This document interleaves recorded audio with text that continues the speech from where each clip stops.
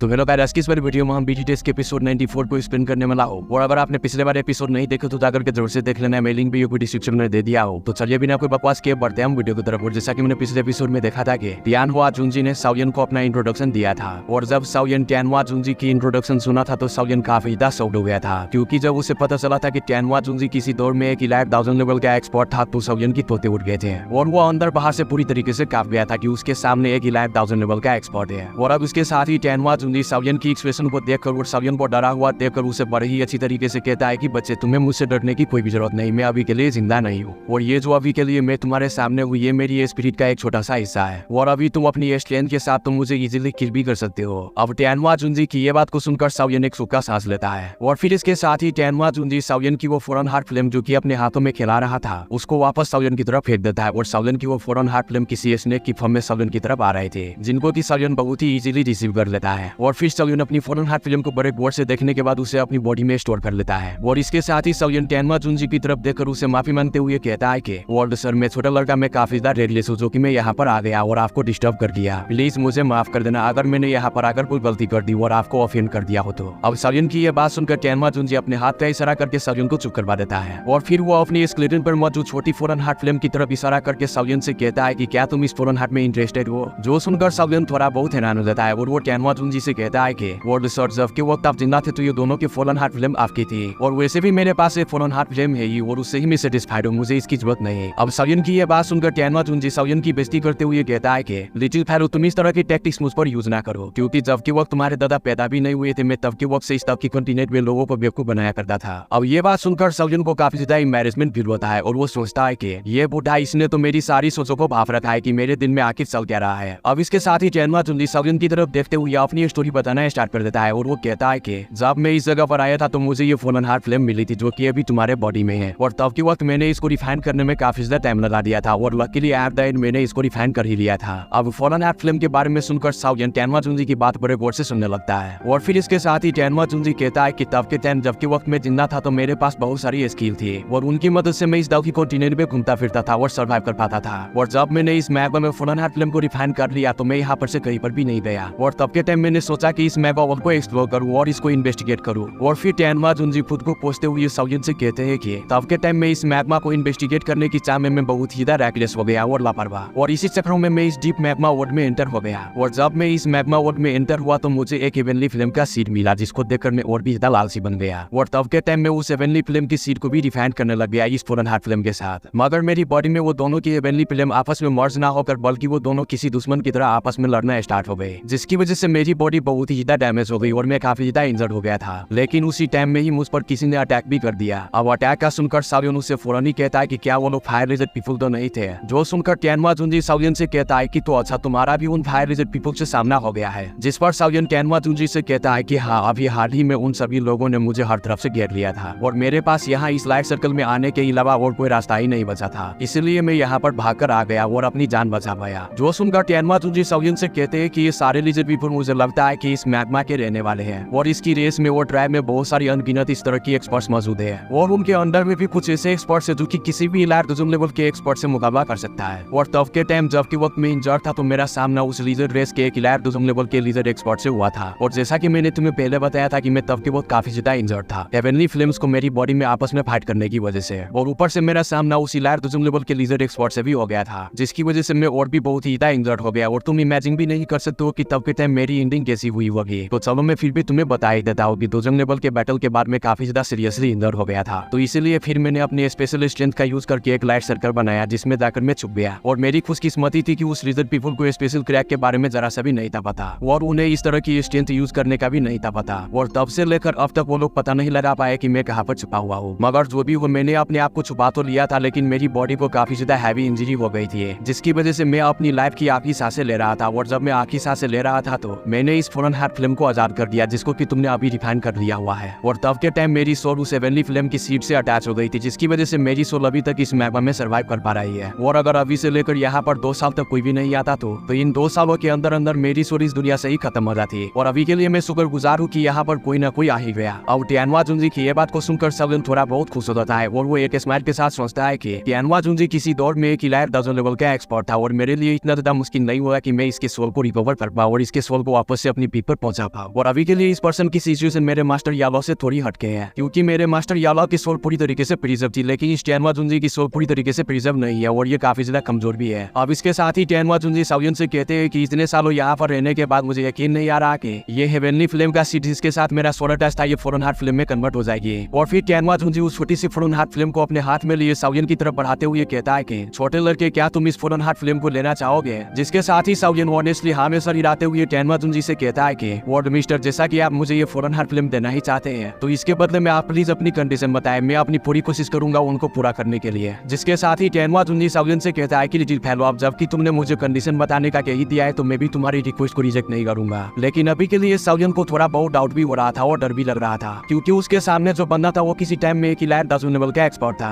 और अगर कल को ये ठीक हो गया तो ये ना हो कि साउयन की ये फोरन हार्ट फिल्म उसे छीन ले। और जब इधर टेनवा जुंजी साउयन की एक्सप्रेशन देखता है तो वो साउयन से कहता है कि तुम्हारे लिए ये वैसे भी मुश्किल नहीं और ना ही इम्पॉसिबल है मुझसे इस फोरन हार्ट फिल्म को छीनना, मगर अब जबकि तुम इस फोरन हार्ट फिल्म के बदले में मुझे हेल्प करना ही चाहते हो तो तुम भी इस बात पर यकीन कर लो कि इसके बाद मैं तुम्हें बहुत ही बड़ा रिवार्ड दूंगा। जो सुनकर साउयन स्माइल कर देता है और वो कहता है कि वॉर्ड मिस्टर प्लीज आप बताइए कि आप क्या कहना चाहते हैं। जिसके साथ ही टेनवा जुंजी साउयन की तरफ देखते हुए साउयन से कहता है कि अभी तुम्हारी बॉडी में फायर स्ट्रेंथ बहुत ही ज्यादा है और इस फिल्म में तुम्हारा फिर मॉडर्न ऑरा बहुत ही ज्यादा हाई है और उससे मुझे लगता है कि तुम एक एल्केमिस्ट और जैसा कि तुमने फोरन हार्ट फिल्म को भी रिफाइन किया है तो तुम्हारा एल्केमिस्ट टायर लेवल भी काफी ज्यादा हाई होगा। अब टेनवा जुंजी साउयन से ये सब कहकर हल्की हल्की स्माइल करना स्टार्ट कर देता है और इधर साउयन टेनवा जुंजी की ये सारी बातें सुनकर वो सोचता है कि ये सच में ही किसी टाइम में एक इलायर दाजन लेवल का एक्सपर्ट रह चुका है और अभी के लिए ये एक सोल फॉर्म में है, लेकिन फिर भी इतनी ज्यादा वीकनेस होने के बावजूद भी इसकी आईसाइट कितनी ज्यादा शार्प है और इसने मेरी बॉडी के डिटेल को कैसे ब्रीफली मेरे सामने एक्सप्लेन करके रख दी है। अब टेनवा जुंजी की बात पर साउयन हाँ में सर हिला देता है, जिस पर टेनवा जुंजी साउयन से कहता है कि जैसा कि तुम एक एल्केमिस्ट हो तो तुम ये जरूर जानते होंगे कि किसी की भी इंजर्ड सोल को कैसे रिपेयर किया जाता है। अब ये बात सुनकर साउयन अपनी आंखें बीच लेता है और वो सोचता है कि ये एक इलायर दाउजन लेवल का वर्ल्ड डीमन है और ये इलायर दाउजन लेवल के एक्सपर्ट किसी मॉन्स्टर की तरह होते हैं। अगर मरने के बाद इनकी थोड़ी सी भी सोल बच जाए तो ये किसी की भी हेल्प लेकर खुद को रेजुलेट करने के भी काबिल हो जाते हैं, मगर मेरे लिए इस बंदे की सोल को रिपेयर करना काफी ज्यादा मुश्किल टास्क भी हो सकता है, क्योंकि ऐसा ना हो कल को ये रिकवर होने के बाद ये मेरी फोरन हार्ट फिल्म को मुझसे छीन ले और तब के टाइम में इसके स्टैंड के सामने कुछ भी नहीं कर पाऊंगा। और अब इधर टेनवा जुंजी साउयन के मन में चल रहे ख्यालात को भाप जाता है और वो साउयन से हंसते हुए कहता है कि लिटिल फेलो तुम बेफिक्र रहो, अगर मैं कल को रिकवर हो भी गया तो मैं कसम खाता हूँ कि मैं तुम्हें कोई भी नुकसान नहीं पहुंचाऊंगा और ना ही मैं तुम्हारी हेवनली फिल्म्स को तुमसे छीनूंगा। और फिर इसके साथ ही टेनवा जुंजी अपने हाथ के इशारे से अपने स्केलेटन की फिंगर से एक स्टोरेज रिंग लेता है जो कि व्हाइट कलर की थी और फिर टेनवा जुंजी उस स्टोरेज रिंग में से एक पेल व्हाइट कलर के स्क्रोल को निकालता है और उस स्क्रोल पर फ्लाइंग बीस्ट के स्केचेस बने हुए थे। अब इसके साथ ही टेनवा जुंजी साउयन को उस स्क्रोल की तरफ दिखाते हुए कहता है कि जब के टाइम में जिंदा था तो मैं इस दाव स्किल का माहिर था और मैं इसी दाव टेक्निक की वजह से जाना जाता था और इस दाव टेक्निक का नाम है 5 रिंग फ्लेम स्पेलिंग टेक्निक। और हाँ, मुझे इसे दाव टेक्निक नहीं कहना चाहिए बल्कि मुझे इसे फ्लेम कंट्रोलिंग मेथड कहना चाहिए, क्योंकि इस टेक्निक की वजह से तुम किसी भी फ्लेम को अच्छे से कंट्रोल करना सीख सकते हो। जिसके साथ ही टेनवा जुंजी उस स्क्रोल को साउयन की तरफ आगे बढ़ा देता है और इसके साथ ही टेनवा जुंजी साउयन से कहते हैं कि जैसे ही तुम मुझे हेल्प करोगे ये स्क्रोल तुम्हारी हो जाएगी और अगर अभी के लिए भी तुम्हें मेरी सिंसियरिटी पर डाउट है तो तुम ये मेरी दाव टेक्निक रख सकते हो और जब तुम मेरी सोल को रिकवर करने में मेरी हेल्प करोगे तो तुम इसे सीख भी लेना और अब ये दाव टेक्निक तुम्हारी हुई। जिसके साथ ही साउयन टेनवा जुंजी का वो स्क्रोल ले लेता है और उसे खोलकर थोड़ा हेजिटेट करता हुआ उसे रीड करने स्टार्ट कर देते हैं। अब हम उस स्क्रोल में देखते हैं जिस पर लिखा हुआ था 5 रिंग फ्लेम स्पेलिंग टेक्निक और ये फ्लेम कंट्रोलिंग दाव टेक्निक 5 कैटेगरी में डिवाइड की गई थी, जिसमें की 5 शेप्स बनी हुई थी। उनमें से एक वुल्फ शेप थी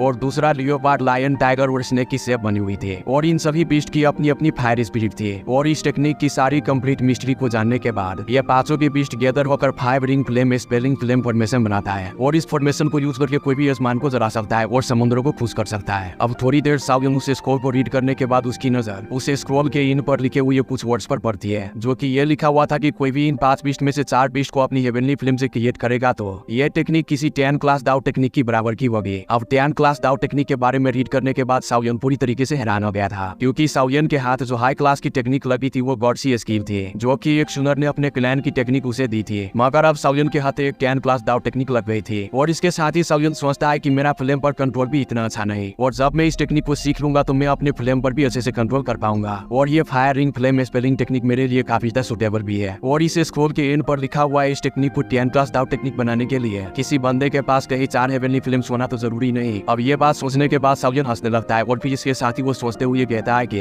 अभी के लिए मेरे पास सिर्फ 3 काइंड ऑफ हेवनली फिल्म है, जिनमें से एक तो मेरे मास्टर यालो की ही है और पता नहीं अब मुझे चौथी हेवनली फिल्म कहाँ से मिलेगी और कब मिलेगी। और गाइस मैं आप लोगों को सिंपल वर्ड में बताऊं तो ये 5 रिंग क्लेम स्पेलिंग टेक्निक साउयन को बहुत ही ज्यादा अच्छी लगी थी। और इधर दूसरी तरफ टियानवा जुनजी साउयन की एक्सप्रेशन बड़े गौर से देख रहे थे और वो साउयन को जरा सा भी फोर्स नहीं करना चाहते थे और ना ही वो कर रहे थे और वो अभी के लिए साउयन की आंसर का वेट कर रहे थे। अब जिसके साथ ही साउयन टियानवा जुनजी की तरफ देखकर एक लंबी सांस लेकर टियानवा जुनजी से कहता है कि वो मिस्टर, मैं आपकी सोल को रिपेयर करने में आपकी हेल्प जरूर करूंगा और मैं आपसे एक बात और कहना चाहता हूँ, वो ये है कि मैं इस एग्रीमेंट में एक और कंडीशन ऐड करना चाहता हूँ और मुझे उम्मीद है कि आप मेरी उस कंडीशन को जरूर मानेंगे। जो सुनकर टियानवा जुनजी बहुत ही खुश हो जाते हैं और वो इसके साथ ही साउयन से कहते हैं कि तुम मुझे जल्दी से बताओ कि तुम्हारी कंडीशन आखिर क्या है। जिसके साथ ही साउयन टियानवा जुनजी से बड़े आराम से कहता है कि वर्ल्ड मिस्टर, कि जब के टाइम में आपकी स्ट्रेंथ को रिकवर करने में आपकी हेल्प करूंगा और अगर आपने अपनी स्ट्रेंथ फोर्सेस से रिकवर कर लिया तो उसके बाद आप मुझे पूरे 1 साल के लिए प्रोटेक्ट करेंगे। जो सुनकर टियानवा जुनजी बहुत ही हैरान हो जाते हैं और वो हैरान होते हुए साउयन से कहता है कि तुम्हें मैं 1 साल के लिए प्रोटेक्ट करूं। माला छोटे लड़के, तुम इस एग्रीमेंट में जरा सा भी लॉस नहीं लेना चाहते हैं और एक्चुअली में तुम मुझे ये कहना चाहते हो कि मैं 1 साल तक तुम्हारा बॉडीगार्ड बन के रहूं। वाला तुम्हें ये बात तो अच्छे से पता होगा कि कोई भी इलाइट डाउजन लेवल का एक्सपर्ट कोई आम सा एक्सपर्ट नहीं है जिससे कोई भी बंदा आकर इस तरह से हेल्प करने की रिक्वेस्ट करे। जिस पर साउयन भी बड़े आराम से टियानवा जुनजी से कहता है कि वर्ल्ड मिस्टर, आप भी तो एक इलाइट डाउजन लेवल के एक्सपर्ट होकर मुझ जैसे आम से बंदे से हेल्प मांग रहे हो और वैसे भी आपकी स्ट्रेंथ के साथ 1 साल तो आपकी नजरों में कोई भी मायने नहीं रखता और हाँ, जब के वक्त आप अपनी सोल को रिकवर कर लेंगे तो आपके लिए खुद को रिवाइव करना भी कोई मुश्किल बात नहीं होगी और आप चाहते हैं कि मैं आपकी हेल्प करूं तो मेरे लिए ये बेहतर होगा कि आप मुझे 1 साल के लिए प्रोटेक्ट करें और मैं आपको हायर कर लूं पूरे 1 साल के लिए। जिसके साथ ही टियानवा जुनजी साउयन से कहते हैं कि लिटिल फेलो, तुम सच में जानते हो कि किससे किस तरह अच्छे से बात करनी है और वैसे भी ठीक है, मेरे लिए इतनी कोई प्रॉब्लम नहीं तुम्हें 1 साल के लिए प्रोटेक्ट करना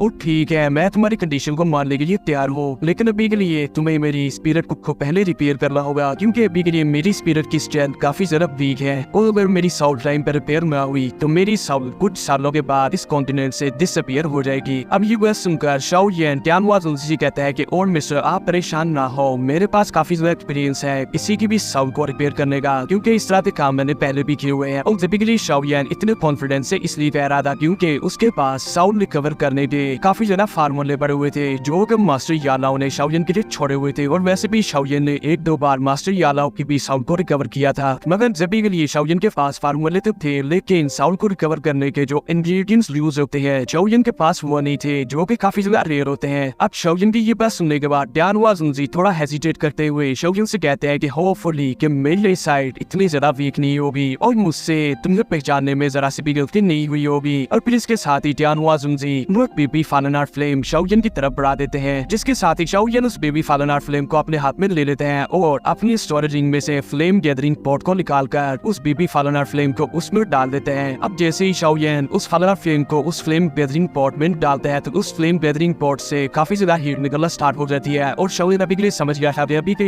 ब्लेजिंग स्काई की रिफाइनिंग टावर को जिस चीज की जरूरत है वो इसी हीट एनर्जी की जरूरत है और इसके बाद ब्लेजिंग स्काई की रिफाइनिंग टावर बहने की तरह चलना स्टार्ट हो जाएगा। अब वैसे बेबी फालन आर्ट फ्लेम को लेने के बाद साउयन के दिल में जो ड्रीम था इधर अकेडमी को लेकर वो खत्म हो चुका था और अभी के लिए साउयन ने एक की रिफाइनिंग टावर का भी हल निकाल लिया था। अब इसके बाद साउयन उस 5 रिंग फ्लेम एक्सपेलिंग टेक्निक की स्क्रॉल को अपनी स्टोरेज रिंग में स्टोर करते हुए टियानवा जुनजी कहता है कि मैं अभी के लिए काफी ज्यादा डिसरिस्पेक्टफुल हूँ और अभी के लिए मैंने टाइम से पहले आपकी स्क्रॉल को एक्सेप्ट कर लिया, मुझे काफी ज्यादा शर्म आ रही है। जो सुनने के बाद टियानवा जुनजी खामोश रहते हैं। अब इसके साथ ही टियानवा जुनजी साउयन की तरफ अपनी व्हाइट स्टोरेज रिंग को बढ़ाते हुए साउयन से कहते हैं कि प्लीज मेरी इस डंजी की पोज को भी इस स्टोरेज रिंग में स्टोर कर लो क्योंकि किसी एलाइट डोजन लेवल के एक्सपर्ट की पोज आने वाले टाइम में तुम्हारे काफी काम आने वाली है और इनका बहुत ज्यादा स्पेशल यूज भी हो सकता है। जो सुनने के बाद साउयन टियानवा जुनजी की स्केलेटन की पोज को भी अपनी स्टोरेज रिंग में सेव कर लेते हैं। अब इसके साथ ही साउयन उस लाइट सर्कल से बाहर जानते हैं और अभी के लिए साउयन मैग्मा में किसी भी लिजर्ड क्रिएचर को नहीं पाता और फिर साउयन टियानवा जुनजी की बात याद करके सोचता है कि अगर अभी के लिए मेरा सामना किसी एलाइट डोजन लेवल की लिजर्ड क्रिएचर से हो गया तो बना मैं बचकर कैसे भाग पाऊंगा और वैसे भी इस मैग्मा में मूव करने की वजह से उन लिजर्ड क्रिएचर्स को मेरी मूवमेंट का पता न चल जाएगा। अब जिसके साथ ही टियानवा जुनजी भी साउयन को याद करवाते हैं कि बच्चे अभी के लिए मैं तुम्हें बता दूं कि इस मैग्मा में तुम अगर थोड़ी सी भी मूवमेंट करोगे तो उन क्रिएचर्स को पता चल जाएगा और अभी के लिए वो इस मैग्मा फ्लो के साथ ही जीते हैं और जब वो यहाँ पर अपीयर होंगे तो तुम जितनों को मारते जाओगे उससे डबल यहाँ पर अपीयर होते जाएंगे और एट द एंड तुम्हारा सामना उनमें से सबसे स्ट्रॉन्ग से हो जाएगा और फिर तुम्हारे लिए और मेरे लिए काफिला हो जाएगा क्योंकि अभी के लिए मेरी साउंड को रिपेयर होने के लिए तुम्हारी हेल्प की काफी ज्यादा जरूरत है और मैं तुम्हें अभी के लिए उन क्रिएचर्स के हाथों मरता हुआ भी नहीं देख सकता, इसलिए तुम्हें केयरफुल होना होगा। अब जिसके साथ ही साउयन टियानवा जुनजी कहता है कि इस मैग्मा के ऊपर जानन अकेडमी है और और अगर किसी दिन ये क्रिएचर्स बाहर आ गई तो इसके रिजल्ट काफी ज्यादा अनइमेजिनेबल हो गए और काफी ज्यादा डिस्ट्रक्शन बाहर की दुनिया में मचा देंगे ये लोग। जिसके साथ ही टियानहुआ जुनजी शाओजिन को कहते हैं कि तुम इसके लिए जरा सा भी फिक्रमंद ना हो, क्योंकि ये लिविंग क्रिएचर सिर्फ मैग्मा में ही सर्वाइव कर सकती हैं और जैसे ही ये मैग्मा से बाहर आएंगी तो ये किसी मछली की तरह तड़पना स्टार्ट कर देंगी और ऑटोमेटिकली ही मर जाएंगी। जैसे कि मछली पानी के बगैर मर जाती है तो ये लोग लावा के बगैर मर जाते हैं। अब इसके साथ ही शाओजिन एक स्माइल के साथ कहता है कि ये नेचर इसने किस तरह की मिस्टीरियस क्रिएचर्स को जन्म दे दिया है, ये काफी अनइमेजिनेबल है। और अभी के लिए मैं तो ये हैरान हूँ कि ये चीजें अभी के लिए मैग्मा में है, बना इस मैग्मा के बॉटम में क्या चीज होगी। जिसके साथ ही टियानहुआ जुनजी शाओजिन की जो बात सुनकर उनके चेहरे पर बहुत ही ज्यादा खौफदारी हो जाता है और वो काफी डर जाते हैं। अब शाओजिन टियानहुआ जुनजी को इतना ज्यादा डरा हुआ देखकर सोचते हैं कि डैम इट, आखिर नीचे कौन सी थ्रेटनिंग चीज है जिसकी वजह से कि एक नाइट दोजून लेवल का एक्सपर्ट भी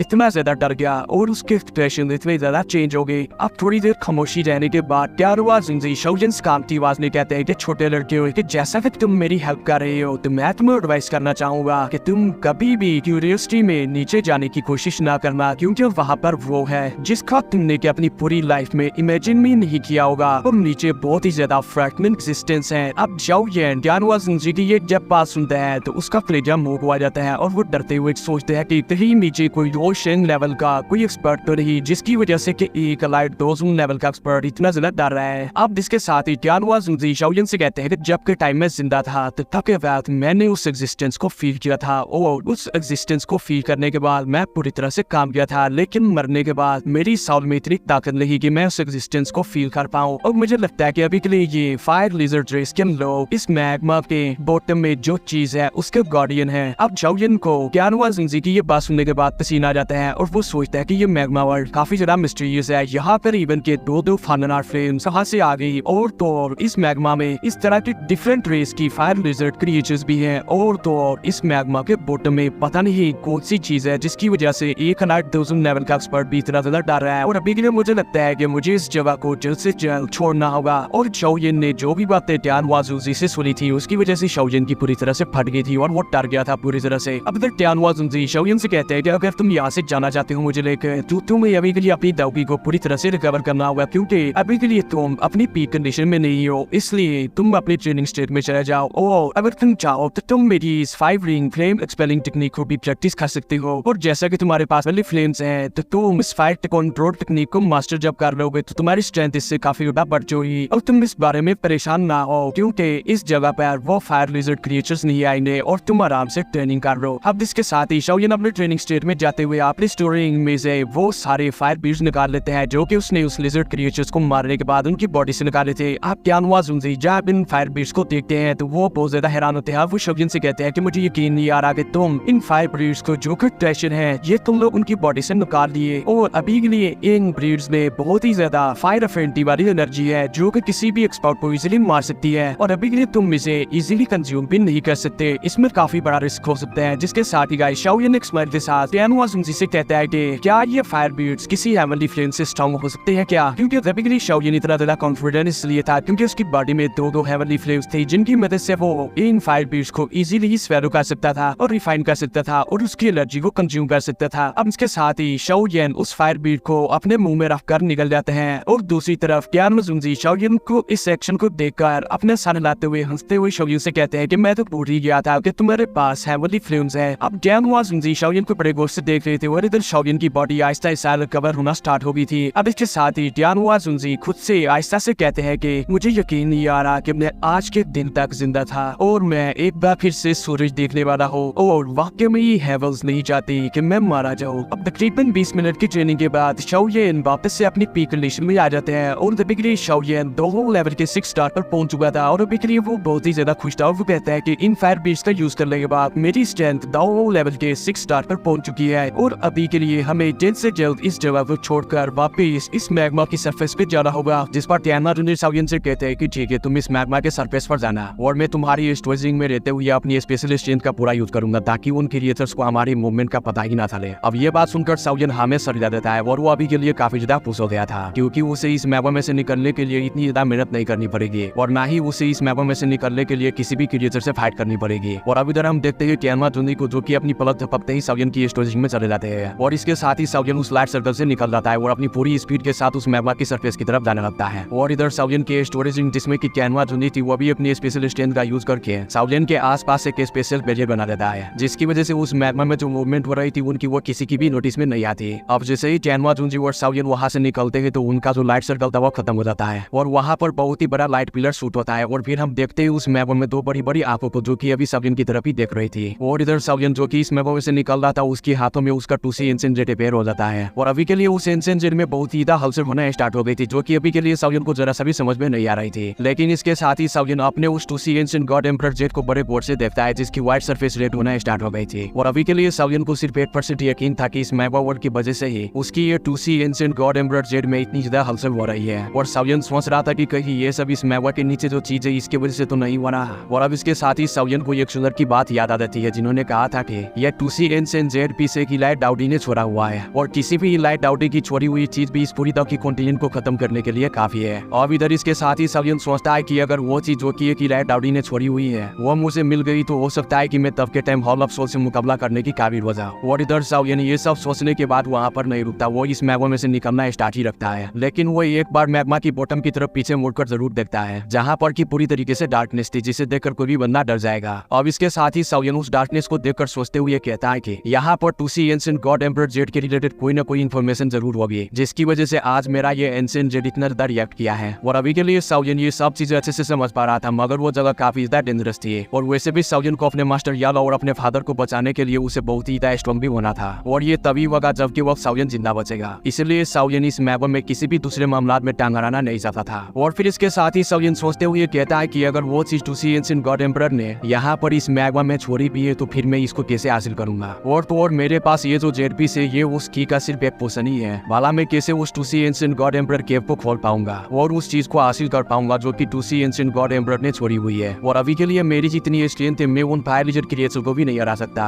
जिनसे कैनवा जुंजी भी काफी ज्यादा डरते हैं। और अब इसके साथ ही साउलियन अपनी सारी सोचों को इग्नोर करके और उस 2C ancient God emperor jet को अपनी स्टोरेज में रखते हुए कैनवा जुंजी से ये सारी बातें छुपाता है क्योंकि उसके लिए ये अपने मास्टर यालो नहीं थे। और अब इसके साथ ही साउलियन ये सब सोचते हुए और कहते हुए उस मैग्मा से बाहर आ जाता है। अब उन दोनों को उस मैग्मा से बाहर आते ही साउलियन जोर जोर से खुशी में चिल्लाना स्टार्ट कर देता है कि मैं वापस आ गया, मैं वापस आ गया। और इधर कैनवा जुंजी भी साउलियन की स्टोरेज में से बाहर निकलकर बहुत ही खुश होते हुए कहते हैं कि अब तो हम इस मैग्मा में से वापस आ गए। तो इस खुशी में सभी के लोग जाकर के चैनल को सब्सक्राइब कर लो और वीडियो यहाँ तक देखी लो तो वीडियो को भी लाइक कर देना। और गाइज मैं आप लोगों को एक बार बता दूं कि मैं कल ही शाम को अपने दोस्त के घर पर से अपने घर पर आ गया था और आज मैं कॉलेज ना जाकर मैं वीडियो बनाने का ही डिसाइड किया। और वैसे भी मैंने अपने दोस्त के घर पर खाली टाइम में बहुत सारी स्क्रिप्ट लिख ली थी तो मैंने सोचा कि सभी स्क्रिप्ट को एक बार मैं ही एक्सप्लेन करके रख दूं, तो इसीलिए मैंने अपने भाई को भी बीच की स्क्रिप्ट को एक्सप्लेन करने के लिए दे दिया। और आप लोगों से मैं एक बात और पूछना चाहता हूँ कि क्या मैं इसी तरीके से अपनी भाई की एक्सप्लेनेशन भी कभी कभार अपलोड कर दूं? अगर हाँ तो आप लोग कमेंट करके जरूर से बता देना और इसका नेक्स्ट एपिसोड भी जल्दी आ जाएंगे। तब तक के लिए बाय, ड्रेस यू, खाओ और मस्त हो।